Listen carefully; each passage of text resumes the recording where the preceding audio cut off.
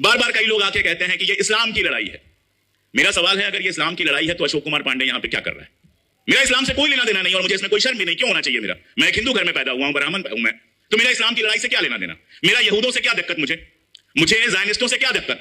Netanyahu मेरा कोई नुकसान नहीं कर रहा, हिंदुस्तान तक आ ही नहीं पाएगा, तो मुझे इसमें ईरान के साथ क्यों खड़ा होना चाहिए?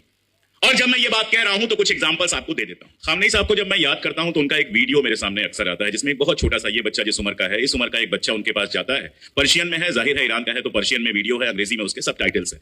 तो वो बच्चा जाता है और कहता है, आगा मैं शहीद होना चाहता हूं। तो बड़े प्यार से खामनेई साहब उससे बात करते हैं, उसके सिर पे हाथ रख के, अभी नहीं, पढ़ो लिखो, साइंटिस्ट बनो, मुल्क की खदमत करो, उसके बाद जब मेरी उम्र के हो जाना तब शहादत की बात करना। ये बात मुझे क्यों बार बार याद आती है? मैं लगातार मौलाना साहब लोगों को सुन रहा था और ये बात मुझे बार बार क्यों याद आती है?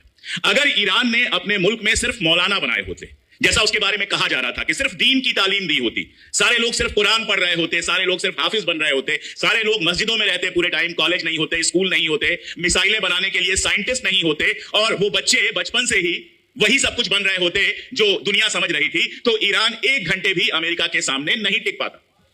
1 घंटे भी नहीं टिक पाता। मैं बता रहा हूं, थोड़ी बहुत नॉलेज मुझे है डिप्लोमेसी की और बाकी सारी चीजों की, जो मैं आप लोगों से अपने चैनल पर शेयर करता रहता हूं। ईरान क्यों टिका?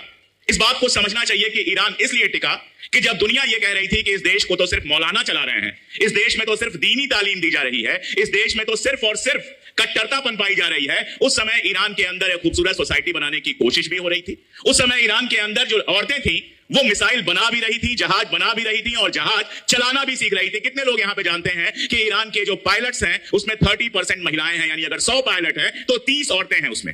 अगर 100 साइंटिस्ट हैं तो उसमें 70 महिलाएं हैं, सॉरी 100 अगर डॉक्टर्स हैं तो उसमें 70 महिलाएं हैं, 100 अगर इंजीनियर्स हैं तो उसमें 65 से ज्यादा औरतें हैं।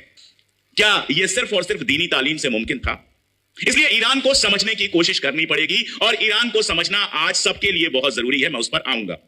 दूसरी बात, बार बार ये बात कही जाती है, जयपुर में मैं था, उसके पहले भी कहीं था, जयपुर में तो डॉक्टर इलाही साहब भी थे जो सुप्रीम लीडर के रिप्रेजेंटेटिव हैं, और भी काफी सारे लोग थे।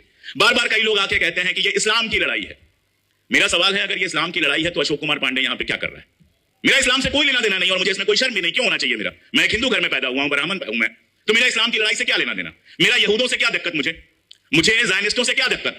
नेतन्याहू मेरा कोई नुकसान नहीं कर रहा, हिंदुस्तान तक आ ही नहीं पाएगा, तो मुझे इसमें ईरान के साथ क्यों खड़ा होना चाहिए?